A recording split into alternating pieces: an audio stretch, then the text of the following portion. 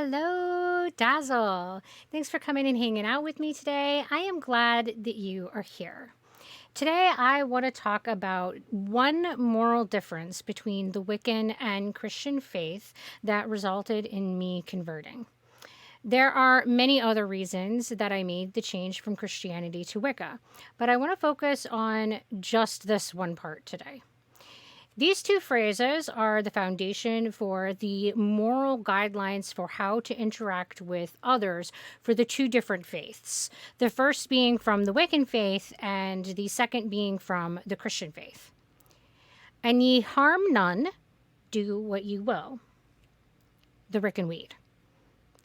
Do to others as you would have them do to you. This is from Luke chapter 6, verse 31. I recently engaged in intellectual discourse with a Christian who claimed that at the heart of our religions were founded upon the same morals. Needless to say, I had to disagree with that.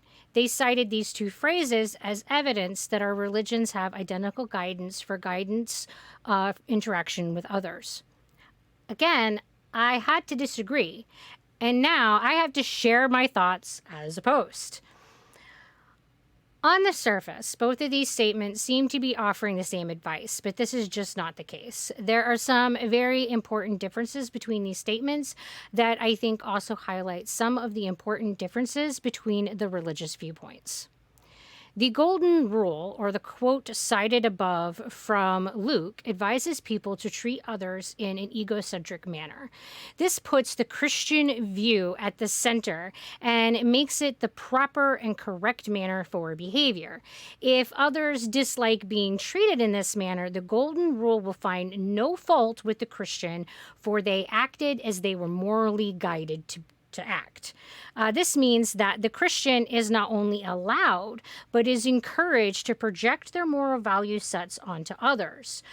If others interacting with the Christian dislike the manner in which the Christian has behaved, the fault lies on the other for failing to adhere to proper standards. The Wiccan Rede takes a different approach. Causing no harm is the first concern and is the responsibility of the Wiccan. The Rede gives the Wiccan the moral responsibility to treat others in the manner that they wish to be treated, rather than in the manner that the Wiccan believes a person should be treated. The other person is put at the center rather than the Wiccan. This means that if someone is upset with the manner in which a Wiccan has treated them, it becomes the Wiccan's moral responsibility to make amends.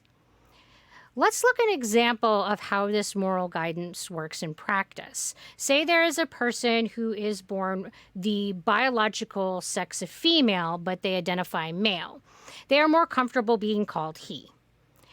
Due to their religious beliefs, this makes the Christian uncomfortable, and they prefer to call the person she. The Golden Rule advises them to treat others as they would want to be treated, so they call this person she. This makes the other person feel angry and invalidated. Reflecting on their moral code, the Christian concludes that they have done nothing wrong. Because they have done nothing wrong, it must be this other person who is wrong. The beliefs of the Wiccan are not relevant in this situation by the standards of the Rede. This means that regardless of how they feel about the use of pronouns, they will strive to cause no harm. Thus, they will call this person he. There will be no conflict between the Wiccan and the other person, as the Rede has guided them to treat others in the manner that will cause no harm. This example demonstrates the important difference between these two phrases. The Golden Rule is focused upon centering the Christian and their values, while the Wiccan Rede is focused upon centering the well-being of all people. The Rede acknowledges that we will interact with others that are different than ourselves, and it gives us moral guidance to protect and embrace that difference.